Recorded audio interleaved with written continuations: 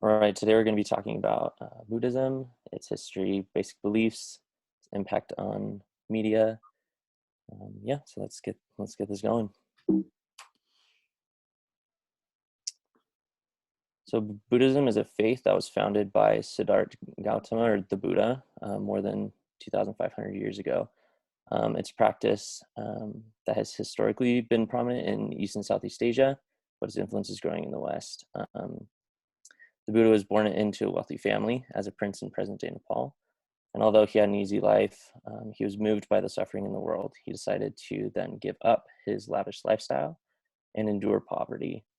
When this didn't fulfill him, he promoted the idea of the middle way, which means existing between the two extremes. He sought to live a life without social indulgences, but also without deprivation. And after living like this for about 6 years, um, Buddhists believe that he reached this state of enlightenment, and his teachings would then be the foundation for Buddhism.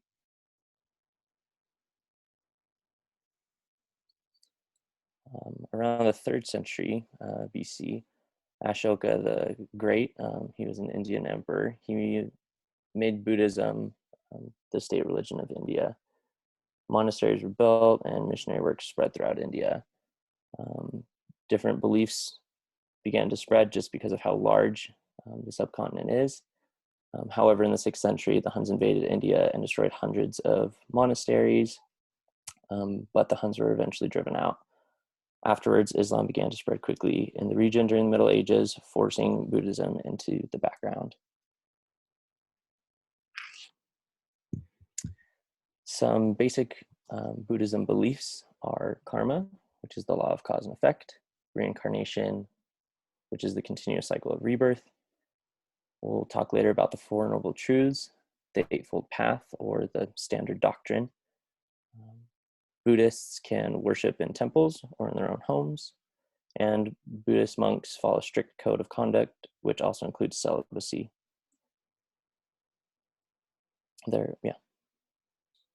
So kind of leading into that, one of the biggest systems for the cause of suffering and the process of that is the Four Noble Truths. We have number 1 being the truth of suffering, the 2 being the truth of the cause of suffering, 3 the truth of the end of suffering, and 4 the truth of the path leading to the end of suffering. And segueing into the path leading to the end of suffering, we have the Eightfold Path, which is the way of thinking when you are in a Buddhist mindset to end this sort of suffering. So you have here at the top a right view, right intention, right speech, right action, a right livelihood, right effort, right concentration, and right mindfulness. And each of these are segues into ending your suffering and living a better life, as the Buddhists would say. Other symbols that are represented in Buddhist religion are these pictures, which would be the lotus flower, and some of these are um, different in the way that they are symbols for ways you can end your path of suffering. So each of these are significant and hold dear to the religion itself.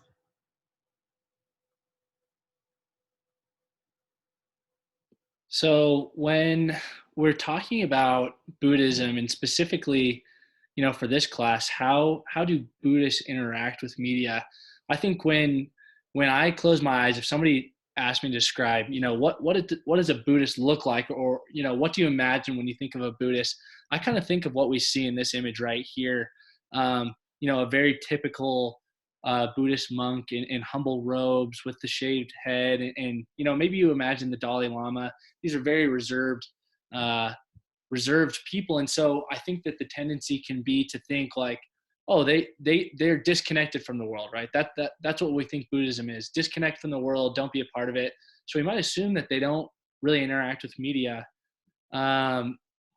believe it or not, um, there's several major celebrities. There's just a few here. We've got Tiger Woods, professional golfer. We've got Orlando Bloom and Richard Gere, and there's quite a few others, many others actually, in fact, that are um, basically they're celebrities, and so they interact with media a ton. That's their jobs, but they also consider themselves a part of the Buddhist religion. So that kind of just goes to show that, you know, this view of the very modest Buddhist monk does not necessarily apply to all those who practice Buddhism. So media can be as integral a part of any Buddhist life, you know, as it is for you or for me. So, for example, let's talk about the Dalai Lama. Believe it or not, the Dalai Lama is Instagram famous. And if you don't know who the Dalai Lama is, Time Magazine spelled it out for us here. The Dalai Lama is considered a living Buddha of compassion, a reincarnation of the Bodhisattva Chenrezig. And you'll have to excuse my pronunciation, who renounced nirvana in order to help mankind. So let's look at this real quick. The Dalai Lama has 1.8 million followers on Instagram. He is the spiritual and literal leader of the Buddhist religion. He is kind of a beacon of light for all the Buddhists, and they kind of look for him to him for modern day guidance. And he's on Instagram. He's doing news interviews. He's interacting. So an important thing to note with that, though, and you know, if we're talking about Buddhist practices and Buddhist practices specifically with how they interact with media, I think that the Dalai Lama sets a great example for his followers. His below, you can see a few of his Instagram posts here. You can see he's promoting the COVID vaccine. In this photo, he's talking with environmentalist Greta Thunberg, and here he's enjoying nature, studying the texts. Again, enjoying nature. He's you know, participating in some religious ceremony here. So he's using his social media platform to promote his religion, to promote good and well-being. And if anything, I think that that's just a sign to the Buddhist followers that if you are going to use media, if you're going to interact with media, to do so positively. And obviously the Dalai Lama is a great example of that. Another example is the Buddhist monk Hunan, who helps bridge the gap between his students in a country that has been isolated from the rest of the world through Facebook and email. The quote down below kind of sums up exactly why Buddhists believe that we should be in the times of social media today to help bring to pass this end of suffering as the Buddhists preach. And this quote stuck out to me, and it says, "Times are changing nowadays. If we couldn't follow the time, we will still be behind the time, and we don't want to stay behind."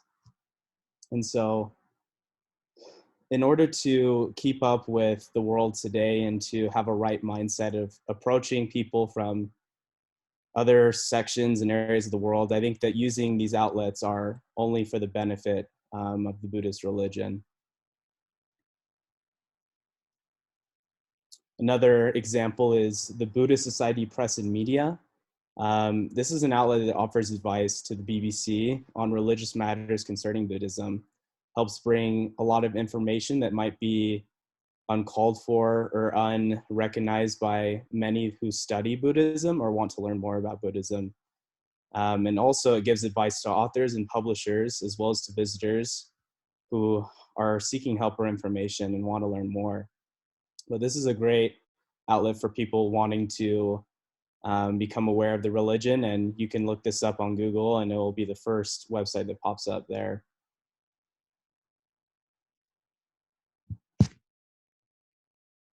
So let me share a little bit here about this video clip. We're not going to watch the clip now, but I'll put the link to it in the Works Cited page if you'd like to afterwards. This is a short clip from Dr. Choni Taylor, who she's a distinguished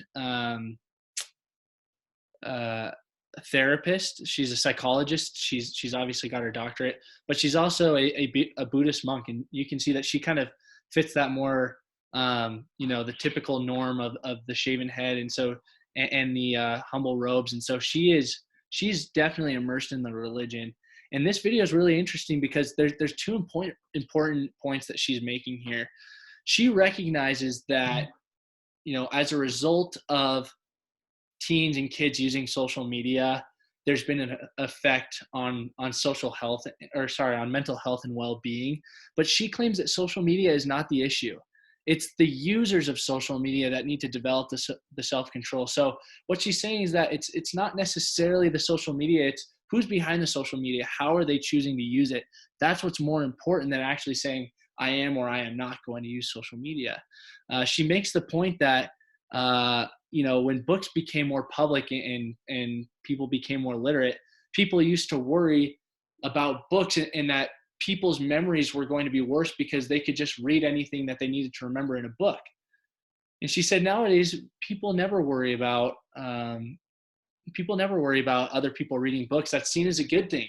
And she thinks that with time, social media will be regarded the same way. Perhaps people are afraid of it now because it's new, but as we learn to use it and harness it as a tool, it'll be beneficial to our society.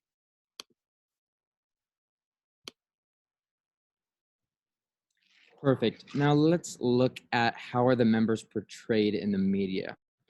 I think we can, just by looking at what we've presented so far, we can see that the Buddhist religion in a lot of different cultures is portrayed in a lot of different ways. But in terms of the media, we see, especially in the westernized cultures in America, it is a very peaceful religion.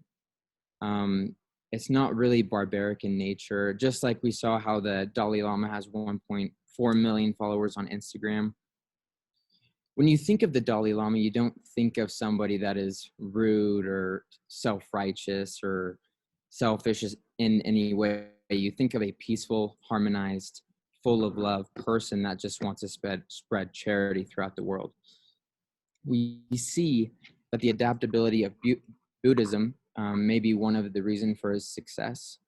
And just going into that point, Buddhism is a very ambiguous religion. And so when it comes to Buddhism in the media, whenever it's talked about, it's never really specified in any sort of way. It's just really ambiguous in the terms of doctrine, how members go about sharing their beliefs. Next slide, please. So I guess just connecting that to what I found out about the Buddhist religion is when I was serving as a missionary in Japan, I found that there were so many different sects, just like Christianity. I found that there's thousands of different sects, like there's Shinto, Taoism, and different ideas that Confucius even talks about as well, that all connects within Buddhism. We also find that Buddhism is very focused on family heritage. It's focused on family culture and knowing where you came from. And so whenever you're talking to people on the street or asking them their religion, you can see that there's a big focus on that family-centered lifestyle. They care about their ancestors, and they care about what specific sect they are, just like, and if you're a Catholic, you know you're a Catholic. If you're Mormon, then you know you're Mormon. And so just like that, what it's like in Japan, everybody knows what sect of Buddhism they are, which is, I thought was really neat.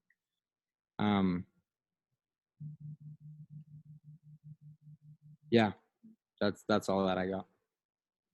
So what we wanted to do is just wrap up by saying, just like Jacob was just mentioning, Buddhism is such a broad phrase.